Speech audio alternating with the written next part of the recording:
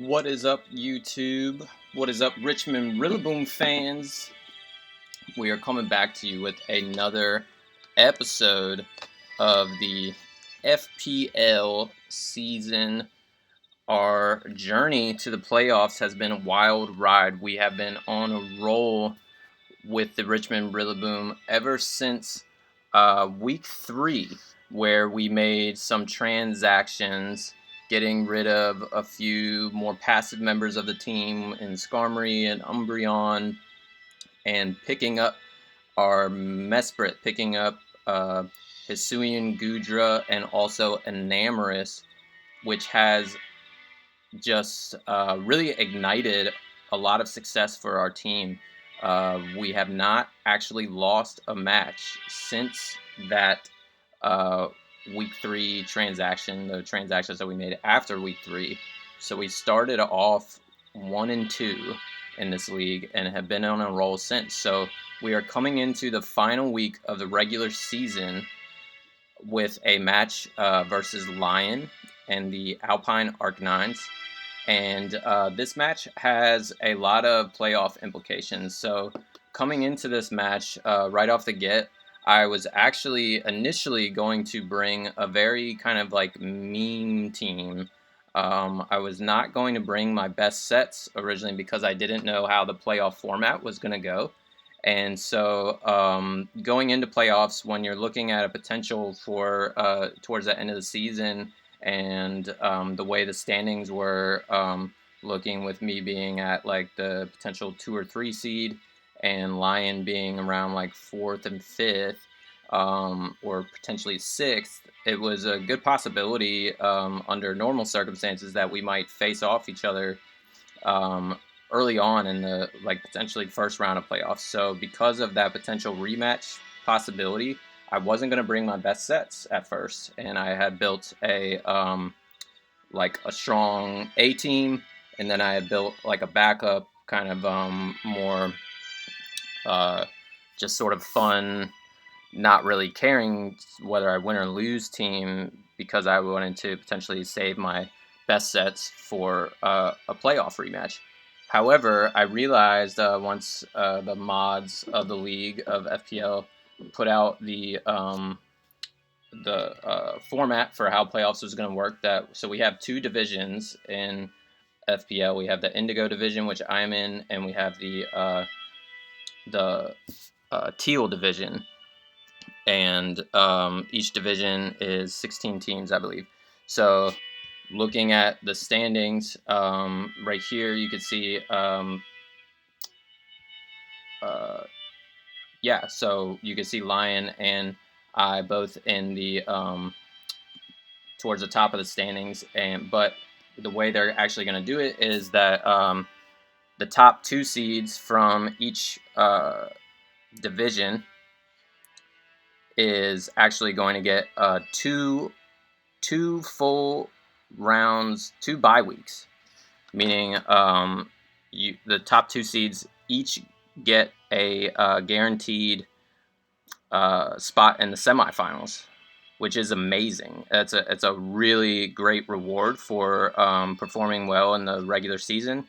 Meaning that, in a league as tough as this, to be able to get 2 free passes through the first couple rounds of playoffs is a huge deal. So I realized that I was in the 3rd seed, and if I won against Lion, just any win, even like a close win, would guarantee me the 2nd spot. So I was like, okay, I really actually have to go all out for this win, because it's totally worth it. Even if I end up facing Lion later on, we got to go for those 2 bye weeks if we have a shot at it. So I ended up bringing my best ideas for this game. And so before I go into, I did not live record this match because I wanted to be really locked in, because it was very important. And sometimes, as you know, if you've been watching my videos, I can get sidetracked from trying to verbalize my thought process while recording, and sometimes it's hard for me to multitask. So I wanted to just not have to worry about live commenting and just really be focused on making the best plays. So I'll be doing a post-com for this one. You can see in the bottom right hand corner the two rosters for the team. So we'll be I'm just going to pull it up for myself so I can see as well. And so Lion has a team consisting of Iron Valiant, Kyurem, Galarian Slowking, Ogerpon, Wellspring, Tinglu, Moltres, Mega Aggron, Jolteon, Honchkrow, and Prinplup, with his Terra captains being Jolteon, Honchkrow, and Prinplup, and Jolteon being Terra Electric, Ice, or Fairy, Honchkrow being Terra Dark, Steel, or Flying, and Prinplup being Terra Water, Fairy, Steel. So immediately looking at their team, I was thinking, and Lion is a great battler, so I really had to pull out all my stops against them. She is someone who's been in the FPL for a long time and consistently does well, consistently makes it in the playoffs, is usually one of the more top tier teams. And they, like a lot of people that I've been sharing following this league, a lot of these coaches have historically had my numbers, so I know there's no easy wins here in FPL, and so I really got to bring my A game to try to get this important win in the last week of the regular season. So immediately looking at her team, I am noticed. So I'm because I have Palafin, and Palafin is my biggest threat, right, for my opponents. I usually will build around starting off with okay, what are their best Palafin switch-ins? What are ways that they're going to deal with Palafin? And because she has an Ogerpon Wellspring, which has the ability Water Absorb, I'm thinking, okay, that is in my mind a very likely Palafin switch-in, and it actually does a really good job of shutting down a lot of things that Palafin typically wants to do, like flip turning around, getting that momentum, especially flip turning to help activate its 0 to hero ability, getting that free switch in and out, but also shutting down some of its best moves, like the nuke wave crash, water move, very powerful water move, and the priority water move jet punch. So these are really some of Palafin's best tools, and so obviously that's a big issue, a big obstacle in prep. So I'm looking at and by the way, if you want to go ahead and skip to the battle, you can. I'm going to just do a brief rundown of what I'm bringing, why I'm bringing it. If you'll be able to scroll through and sort of see where the battle starts. But if you're like me and you like getting deep into the strategy of this game and educating yourself about how to build win cons, and building and prep is such a big part of Draft League. So I always learn a lot by watching other good YouTubers, team builders, and so if you want to check out the team builder, stick around. I'll go through it pretty quickly. But yeah, so I'm starting with a Palafin set that is Eject Pack. I knew, okay, because of this Ogerpon, I need to have a way of getting Palafin in and out that is not flip turn, and if I can do that without having to raw hard switch, pulling some fancy double switching and stuff, Eject Pack is a very slept on, kind of underrated item in my opinion, which allows for turning moves that lower your stats, like Close Combat or Leaf Storm or Draco Meteor, things like that. You can turn those powerful moves, which usually have the drawback of lowering your stats, into a really advantageous momentum gaining move. So we are bringing Eject Pack Close Combat Palafin as sort of my dedicated lead. My plan was to lead Palafin, be able to just click Close Combat against most of her likely leads. So with things like Tinglu, Mega Aggron, and Kyurem, a couple of other mons like that, we can outspeed those things and be able to just freely click Close Combat. And if they want to switch in the Ogerpon thinking that they can just absorb the flip turn, which makes a lot of sense. They're going to take some nice damage from, typically a Ogerpon that's like more offensive is going to take about 25 to 30% from a close combat, and then I can just switch right out. That close combat basically becomes like a U-turn, which allows me to bring in some other things that can deal with Ogerpon very well and get some nice momentum right off the bat. So the other moves on there: Wave Crash, Jet Punch, and Bulk Up. Once I have Palafin in its hero form, the Bulk Up and Jet Punch and Wave Crash become really nice sort of mid-game, late-game breaking and cleaning options. Jet Punch doing a lot of damage to things that can outspeed Palafin, like the Jolteon, like the Iron Valiant, and Wave Crash being a really nice big damage move for some of his bulkier mons like Tinglu and Aggron. And if Palafin can come back in after getting that hero form up, I may be able to get off some free bulk ups on things like a Tinglu, like a Aggron. So this is the idea behind the Palafin. This is sort of what we started building off of. So thinking of, basing off just imagining game flow, I'm like, okay, if I get that close combat eject pack off turn 1, what are some things that I would want to bring in on the Ogerpon to immediately threaten that thing again? So Cinderace is one of the few things that I have that outspeeds Ogerpon. So we have enough speed to outspeed that, and we're bringing a Jolly Cinderace with Pyro Ball, U-Turn, Smackdown, and Sucker Punch. Smackdown is there to potentially catch a defensive Moltres, one of his best switch-ins to Cinderace.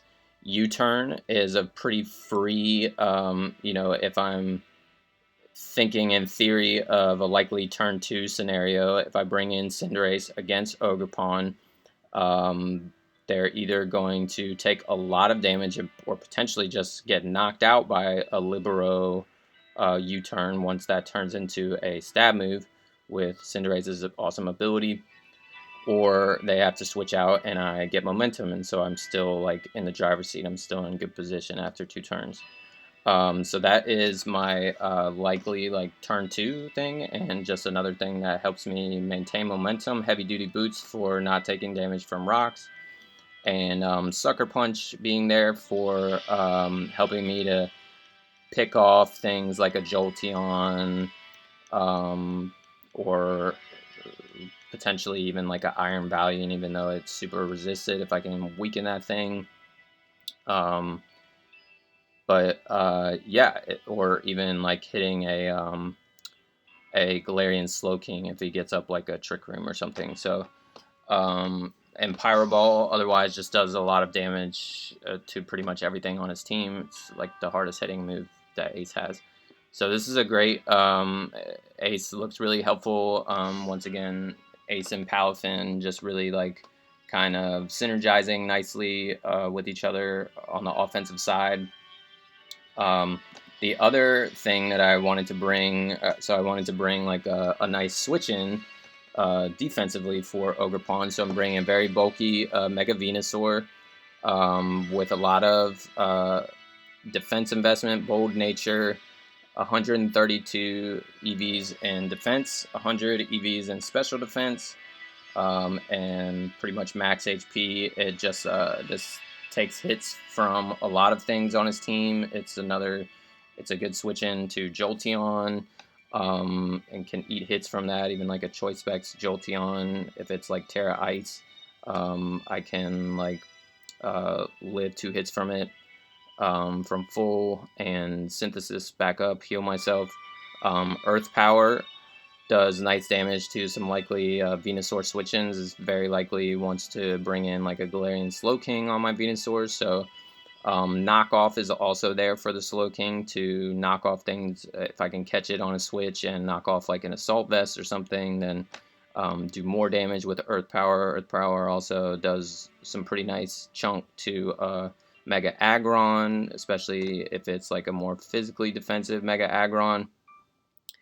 And otherwise, Sludge Bomb would be nice damage on most other things, like the Moltres. You always would like to have Giga Drain on Mega Venusaur, as is one of its best moves and helps it to stay healthy. But here I chose to pick some of the other coverage moves instead, because it's just Giga Drain would really only be super helpful against like Ting Lu, and it's just very unlikely that he would stay in against my Mega Venusaur with a Ting Lu. So most often going to be clicking Knockoff or Earth Power, and maybe like a Sludge Bomb if I think I want to catch like a Moltres.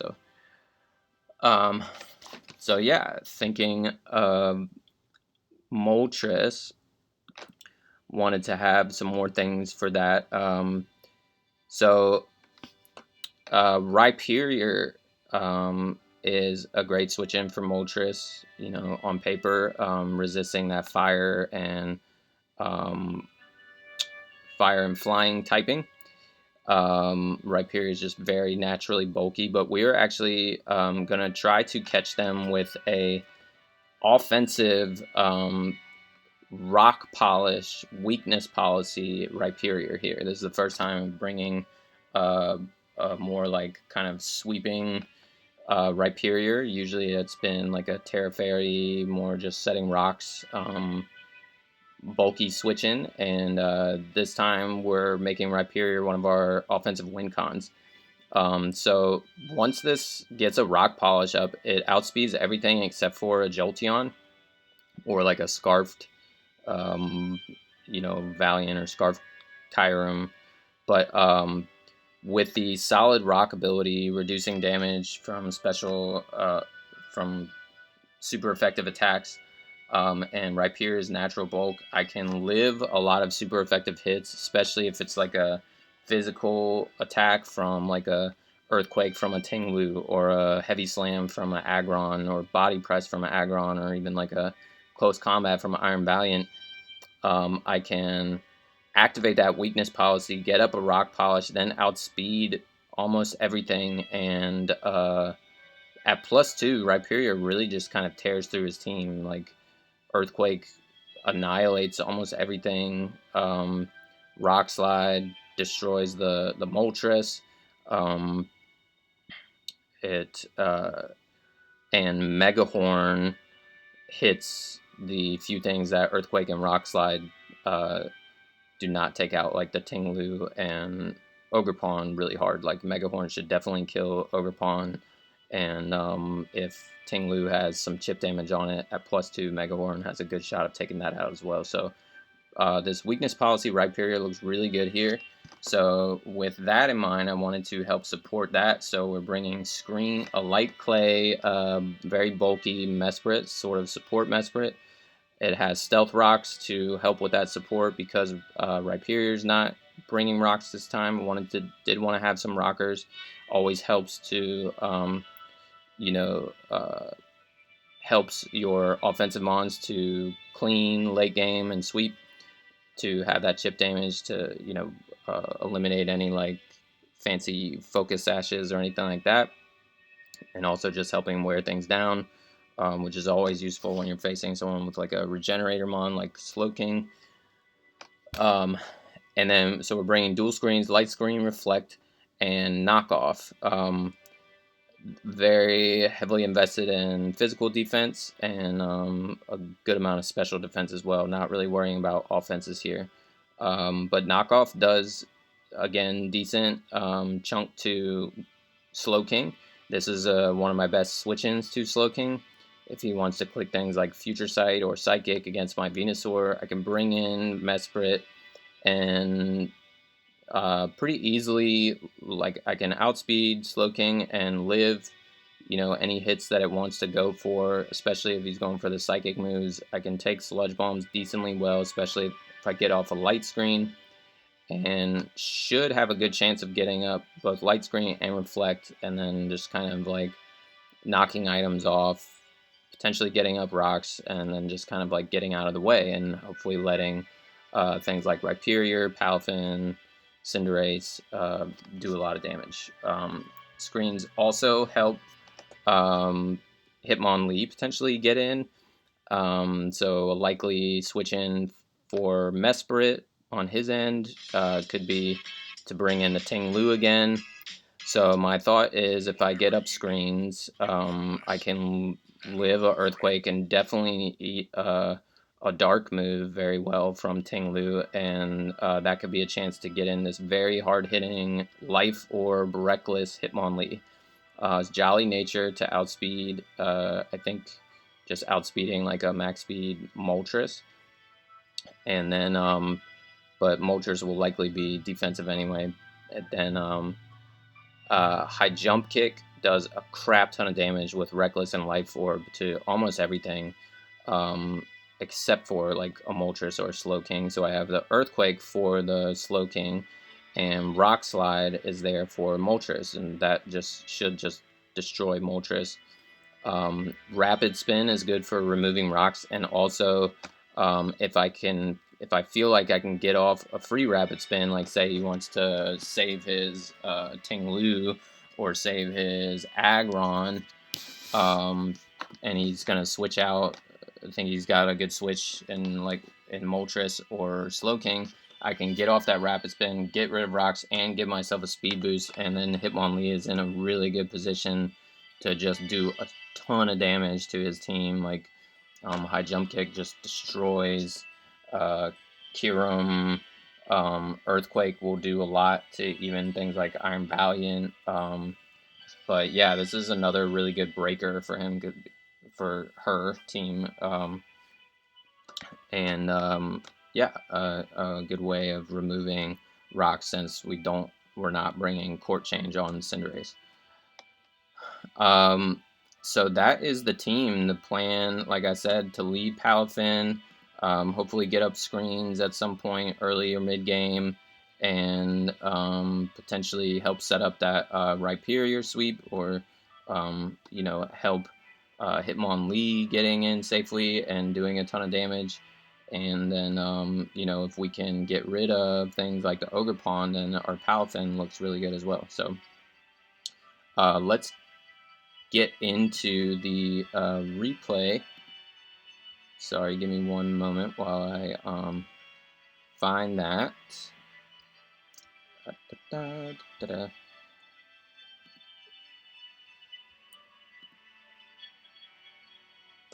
And maybe we'll go ahead and switch our music to our battle music as well. Here we go.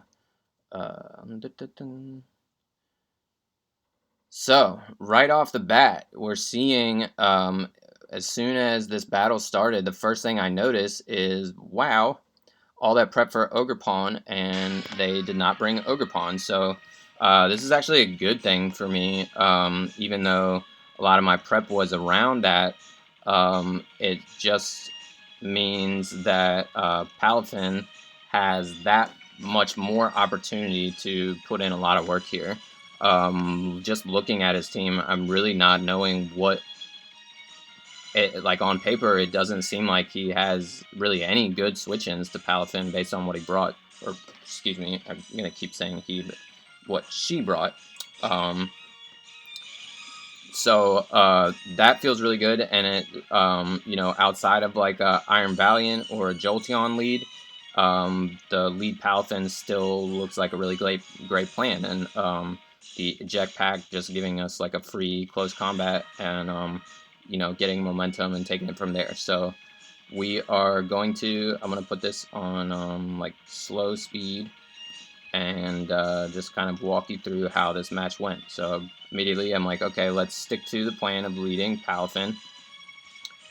And we see that Lion chooses to lead with the Ting-Lu. So I'm like, great, this is kind of what we were expecting, or what we were kind of hoping for. This looks good. They're probably going to want to set hazards early.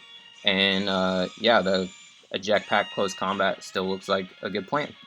So we go ahead and do that. Turn one, we get some decent chip. Because we're not hero form, it doesn't do a lot, but not many things in the whole game do a lot to Ting-Lu, so we'll take the damage.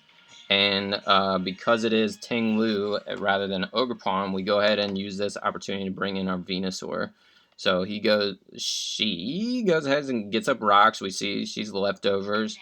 And I could tell right away from calcs that was a very defensive Ting-Lu as well, like fully max physical defense. So it's good information to start with, and we get some good momentum as well. They go ahead and bring in Slowking, which again was expected as a switch-in. Now here I make my first big mistake. I forgot to Mega Evolve my Venusaur on this turn, which was a major mistake because, one, I did less damage with that knockoff. I made the right prediction, caught the Slowking, was able to knock off its Black Sludge. I see that it's not physically defensive, so I'm guessing, okay, maybe it's more of a specially defensive Slowking or just like a max HP, max special attack kind of thing. But I'm like, crap, dude, I did not Mega Evolve, and the reason why that is such a problem is because now I'm kind of forced to switch out against this Glowking because I don't want to eat a Psychic or Psyshock to the face. Even though like a Future Sight is probably more likely, it's too risky to stay in with Venusaur because it is needed, but now it makes it so much harder to, like, Venusaur is not nearly as bulky when it's not Mega Evolved, so it's not really a good switch into things like Jolteon or Ting-Lu. It's not a good defensive switch in until it's Mega Evolved. So huge mistake on my part, huge mistake, and we're gonna see that it does come back to bite me pretty quickly. So like I said, I unfortunately I'm already pissed. I'm already like chatting about it in the chat and you know, lamenting that misstep. But they do not go for a Psychic move. They go for a Chilly Reception, which is a good move. It's like a basically like a teleport that also sets the snow. And they go ahead and get their Slowking out. So now they have momentum, and they bring in Jolteon, which I'm like, dang it, you know, this is where I'm already like, okay, this could really bite me in the butt right here. So I'm not wanting my Mesprit to like basically die right here. If he has like a Specs Shadow Ball or something, then Mesprit is going to take too much damage and kind of prevent me from getting both my screens up. So I kind of have to switch here, and I'm hoping for like a Volt Switch or something. But because we know that Jolteon is potentially Tera Ice, it is a risk, and because I don't have my Thick Fat ability from not Mega Evolving, I just die right away to Tera Blast Ice. So immediately I'm like, crap, dude, what a major mistake. Right off the bat, I'm like in a bad spot, and I'm tilted, and I'm frustrated, and I have to go right back into Mesprit, and because I don't really have another good thing, I don't know if it's choice or not at this point. I maybe could have found out. I'm not sure if a regular Venusaur would have lived a non-choice specs Tera Blast, but I was like too tilted to even check. So I'm like, crap, I need to go into Mesprit. I need to just try to get screens. That's the best I can do right here. So I do find out from taking 49% there that it is indeed a choice specs Jolteon. So the one good thing about that is now I know, okay, well, now that I have Light Screen up, another Tera Blast is not going to kill me. I can live one more based on the that one doing 49%. So I am like, okay, well, because this is Tera Ice, and I know it's choice specs, rocks are going to be good. So instead of getting Reflect up next turn, I'm choose. I'm gonna go ahead and get up rocks first and see what she does. So I do that. I get up my, or actually I went for reflect. So I was going for the screens over the rocks, but then they actually chose to switch out into Slow King, which makes sense. Like preserve Jolteon, whatnot. She obviously saw that another Tera Blast wasn't gonna kill, and she knew that I knew that they were choice specs at that point. So I understand the Glow King play here. But that gives me an opportunity to just go ahead and get up my rocks because I know Mesprit's going to live a hit from Glow King. And at this point, I've got my screens up. They're going to be up for 8 turns. I know I'm going to live a hit from Glow King, so rather than taking any unnecessary damage on anything else, Mesprit's sort of served its purpose at this point. It's probably not going to have another good chance to get up screens. So I'm just staying in and I'm clicking knockoff. And I didn't want anything else to take the future sight. So I was actually able to stay in and eat the future sight with Mesprit. It helps me get a free switch into my Rhyperior. And I go ahead and go for the Rock Polish, hoping to for them to click an Ice move and pop my Weakness Policy. They make a really smart play and go into Ting-Lu instead, and they maybe were smelling the Weakness Policy set coming because of my screens, and they made a great play and go for the Whirlwind. And unfortunately, we only get one, not super strong Mega Horn off. We do weaken the Ting-Lu, but kind of ruins the surprise of one of my big win cons, and Rhyperior is forced out, and so I don't get to take advantage of that.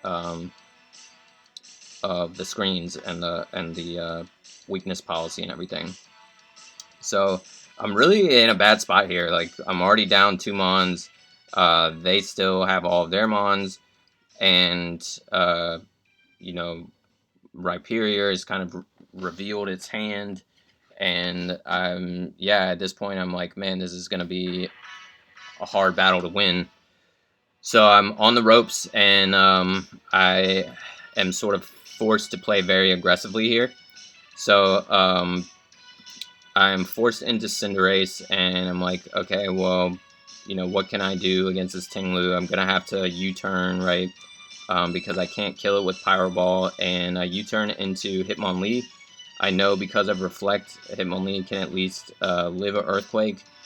Don't take it very super well, but I'm able to get in Hitmonlee. I'm hoping there that they're gonna switch out their Ting-Lu, and I can get the Rapid Spin off for free, and outspeed anything on his team aside from like a speed booster Iron Valiant. But they make another good play, stay in with Ting-Lu, not trying to conserve it. I guess they're thinking, they don't have a great switch in to Hitmonlee. They don't really know what it's going to do. They want to keep the Glow King around. So they stay in again, and they just Whirlwind again. They're willing to let this Ting-Lu go down. So we do get rid of rocks, but we do not, again, get to take advantage of one of our biggest, like, win con kind of breaker things foiled again. So I have one more turn of Reflect at this point, and now the Palafin is brought in. So this is not bad here. I was on the ropes up to this point, but here at this point we're starting to see, okay, now this is where her lack of good Palafin switch-ins is going to start coming into play, because they do not have a good switch-in to Palafin. So I actually make kind of a bad play here, and seeing that they're willing to let Ting-Lu go down, seeing that they've just stayed in and clicked Whirlwind twice, I probably should not have gone for a bulk up here, and just gone ahead and got the KO. But I did, and I got Whirlwinded out again. So again, I revealed another one of my sets, another one of my win cons revealed, and just for nothing. So, not taking advantage of an opportunity there. But luckily Hitmonlee comes in, and we can just go ahead and take out the Tinglu, because we're not gonna just keep playing this game of whirlwinding everything out. So in comes the Specs Jolteon. I do choose to save the Hitmonlee, and my thought process for bringing in Cinderace here is that she is likely either gonna click Volt Switch, right, and take out the Hitmonlee, try to get momentum, or she's going to try to catch my Rhyperior on a switch in and click the Tera Blast Ice again. So in my mind, I'm thinking I would rather keep Hitmonlee than Cinderace at this point.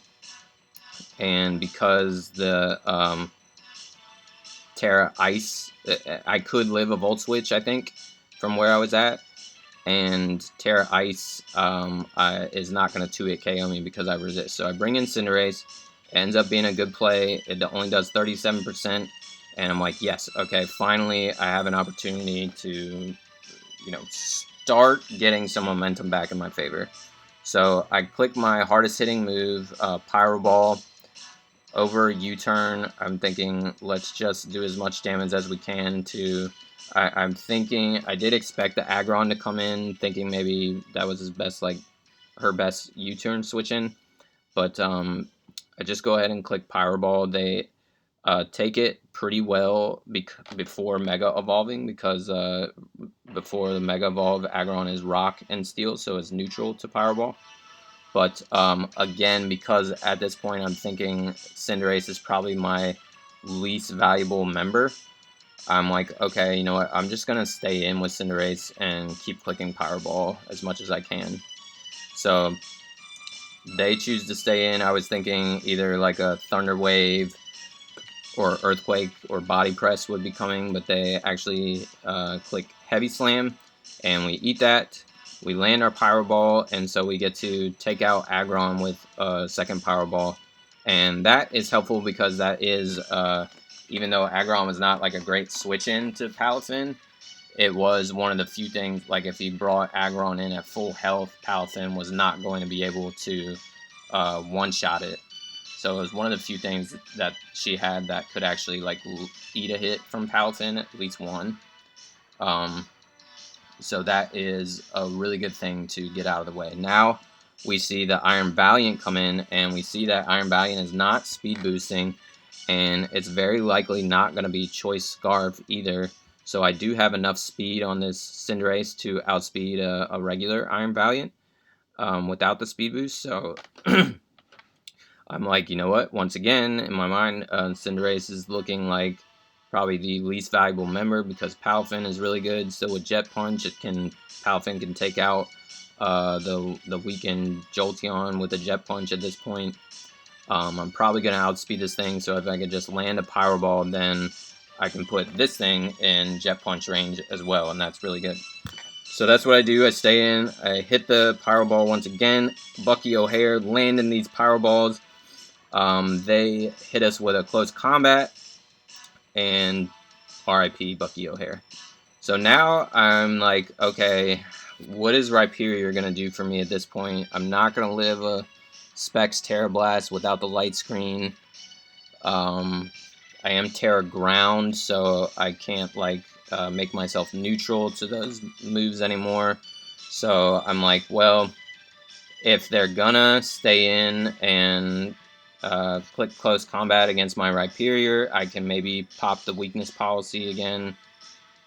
And at least at this point, I'm thinking what's most likely going to happen is I can get a Rock Polish up, activate my weakness policy, maybe take out this Iron Valiant after one close combat, and then at least, even though Jolteon is going to outspeed at that point, and I'm thinking that Kyurem, since we saw that Kyurem is not heavy-duty boots, I was actually expecting Kyurem to be Choice Scarfed at this point. So I was like, well, I can at least force in the Kyurem or Jolteon to take another round of rocks and revenge kill my Rhyperior after after a rock polish. So my only other thing I was considering was just going for a raw earthquake, because thinking that they might make a really aggressive play and try to catch the rock polish with Jolteon and just be able to outspeed and kill me after.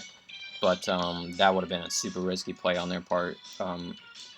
And so I do just go ahead and go for the rock polish, but they actually do kill me with the close combat, which reveals to me that, wow, this thing is actually choice banded, because there was no other way without being choice banded that close combat would have killed my Rhyperior. So I'm like, okay, dang, well, that goes down. Now I have to go into Palafin, and I have to Jet Punch.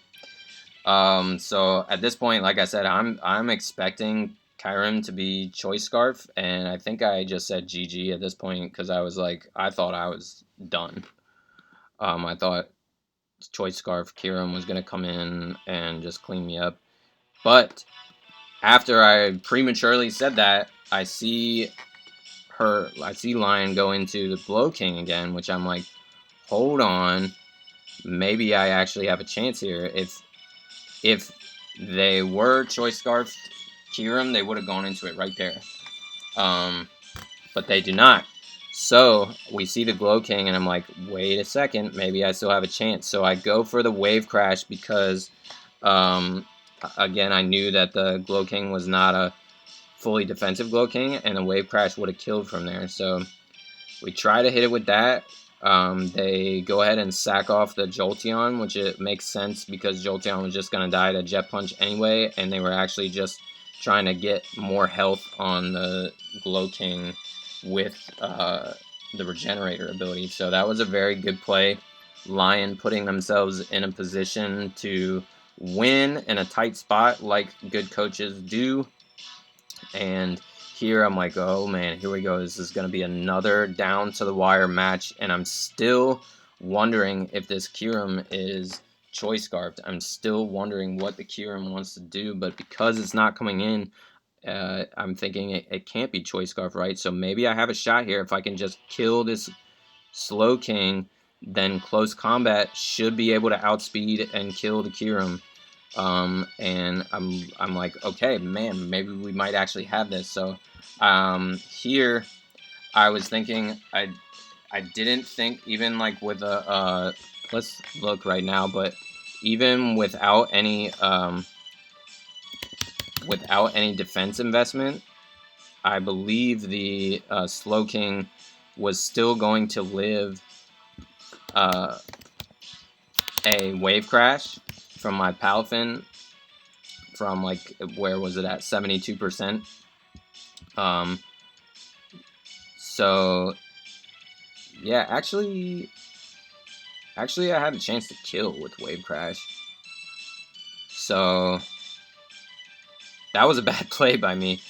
I actually had a really good chance to kill with Wave Crash, and I should have gone for that.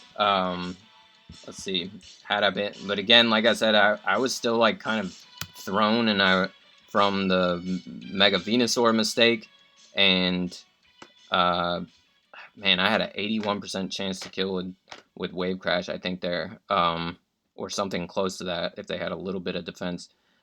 So that was a major misplay by me clicking Bulk Up here. But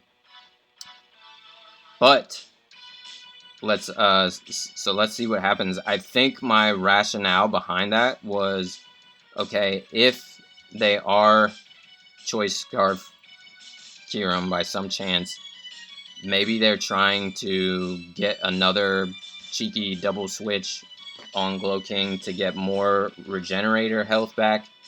I'm thinking maybe they're gonna double switch into Kyurem here, and I want to set myself up to be able to kill the Glow King by boosting up. So I think that's why I clicked Bulk Up, but again, like in hindsight, that looks like another big mistake from me. So what they do is they click Thunder Wave here, they paralyze me, and I'm like, oh crap. Now I no longer outspeed the Kyurem, and I'm in trouble. I'm thinking I probably just lost there. So I was upset with myself, and again, like, that was a big mistake. And the next play, I get paralyzed. The next play, I get fully paralyzed. They stay in with Glow King when I'm thinking that they're gonna switch into Kyurem, expecting a wave crash.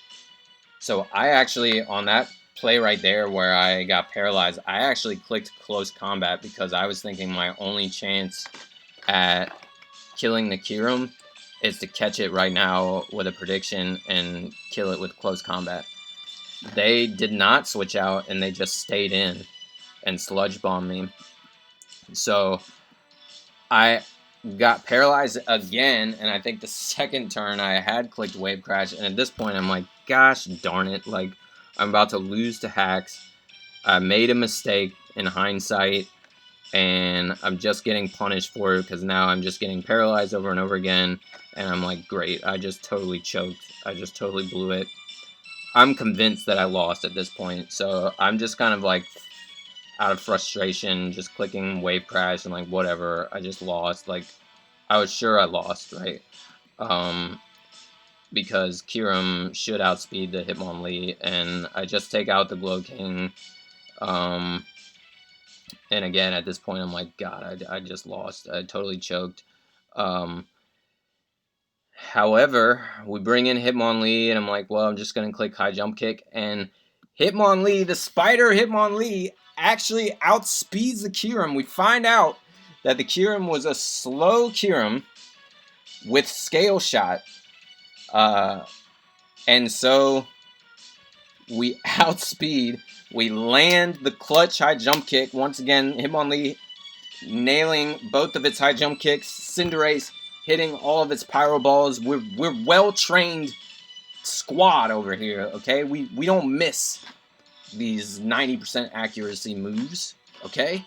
Spider coming in the clutch, and we take away another win and a down-to-the-wire match with huge playoff implications. We get 2 bye weeks for the playoffs now in a very, very super competitive league. That is a huge, huge reward for a well-played regular season. We finished the regular season in the number 2 spot of the standings. We're going to look back at the standings now, and we finished 8-2. So again, we did not lose a single match since our week 3, where we lost week 2, we lost week 3. We're like, man, we need to make some changes to this team. We add Hisuian Goodra, we add Enamorus, we add Mesprit, we got rid of Skarmory and Umbreon, and the team has been on a roll since, you guys. Palafin in the final, we'll look at the KO leaderboard at the end of the regular season. Palafin finishing in 3rd place with 13 total kills,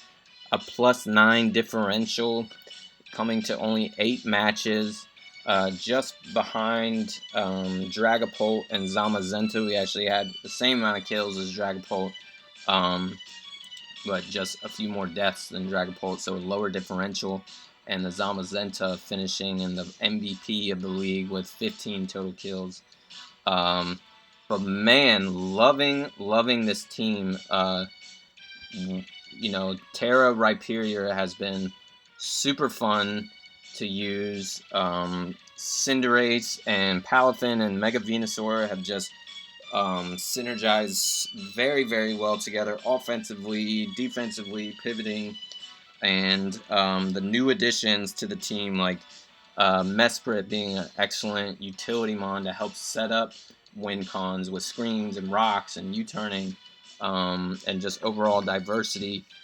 Enamorus and Goodra being just really, really good Pokemon. Enamorus is such a good offensive threat that forces a lot of prep, and is just a very easy Pokemon to use in so many matchups with just bringing Choice Scarf or Choice Spec sets, and just clicking Moonblast, you know, and just breaking things. And Hisuian Goodra, just such a fat, bulky Pokemon with great typing, Dragon Steel, and a great move pool. And we've been able to bring a lot of fun, creative sets with Goodra as well. And we've seen Gary the Goodra coming in very clutch in a lot of these matchups. And man, in a tough league like FPL, where every match is really difficult, or every coach is playing at a very high level in battle and prep, to finish 8-2 feels amazing.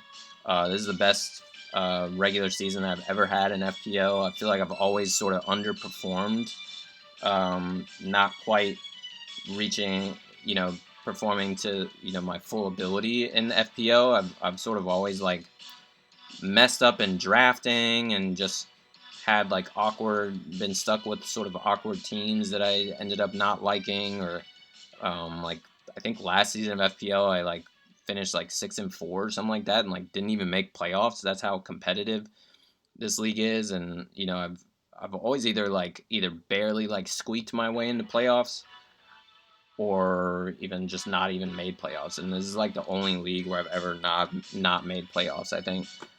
So it's a very tough league, and I feel great. I feel super proud of how we've played and prepped since making those transactions. In week 3, we've been on a roll, and now we're going into playoffs with a guaranteed spot in the semifinals. We have a free pass in the first 2 rounds, so I'm very excited to see what our matchup will be in the semifinals. I'm very excited to see how the playoffs pan out. We'll be having some fun interdivision matches in the first couple rounds, and it's gonna be. We've got 2 more wins, two wins away from a championship here, and I've never made it to the championship in FPL. But to win a championship in this league would be a huge accomplishment. Some of the coaches like Rye and Luppy and Savage, Hacksaw Russ, these guys have been sort of dominating this league for a long time. I think Zach was the champion last season, and it's so to be like competing with these guys who are really at top tier coaches, and to be sitting in that spot is great. So so that is thank you. I just got a delivery of fries. So that is the video for the final week of the season. We'll have 2 weeks off, like I said. So in the meantime, I'll be uploading some videos for the other league that just started, the RGBL. Be doing like a team analysis video at some point, and playing a little bit of catch up. I've actually already played my first week of that league, and that is going to be a fun one because it's a low tier league. So all of like the top tier Pokemon are banned from the draft, and it's all like the mid tier, low tier Pokemon. So it's a really fun way to allow some of these more underused Pokemon to really shine and see what they can do in the low tier format. And I'm excited to show you guys the team there, and hopefully have another successful season in the RGBL, where if you've been following the channel last season, the RGBL, we made it all the way to the finals with our Iron Boulder Rillaboom team, and didn't quite win the championship, but we came very close. So we're going to be doing our best to make it back to the championship in the low tier format, and see if we can bring home a championship. But right now, our main focus is on staying sharp with our FPL team, with the Palafin, Mega Venusaur, Cinderace. Can they take us all the way to the top? Got 2 more matches to go, hopefully, and we'll be back in a couple weeks with the semifinals match. Peace. Make sure you like and subscribe if you are enjoying the content. It really does help algorithm get these videos in front of more people. Helps a new channel grow, and appreciate all the folks who have been watching, liking, and commenting so far. And comment below what has been your favorite Pokemon on this FPL team to watch me build with and battle with. What's your favorite Pokemon? Is it Palafin? Is it Cinderace? Is it Hitmonlee? Is it the Tera Rhyperior? Is it Gary the Goodra? Which one is your favorite to watch me build with? And maybe we'll draft it again. Alright guys, catch you in the next one. Peace.